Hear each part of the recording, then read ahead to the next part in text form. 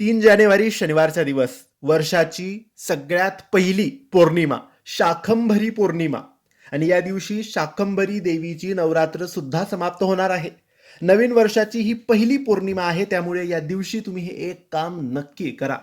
मित्रांनो, नवीन वर्ष सुरू झालेलं आहे. 2026 हे वर्ष सगळ्यांना सुखाचं, समृद्धीचं, भरभराटीचं आणि चांगल्या आरोग्याचं जावो, हीच स्वामीचरणी आपण प्रार्थना करूया. मित्रांनो, 3 तारखेला या नवीन वर्षाची पहिली पौर्णिमा आहे, तीही सगळ्यात मोठी पौर्णिमा, शाकंभरी पौर्णिमा.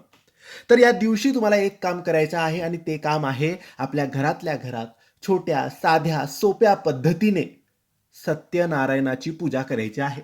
तुम्ही स्वतः ती पूजा मांडायची आहे. पावशर का नसो, सव्वा पावशर का नसो, तुम्ही शिरा करायचा आहे, रव्याचा शिरा करायचा आहे आणि स्वतःच सत्यनारायण भगवानाची कथा वाचायची आहे. आणि अशा सोप्या साध्या पद्धतीने सत्यनारायण तुम्हाला करायचं आहे. किंवा तुम्ही करू शकत असाल मोठा सत्यनारायण भटजींना घरी बोलावून, तर तसा केला तरी चालेल.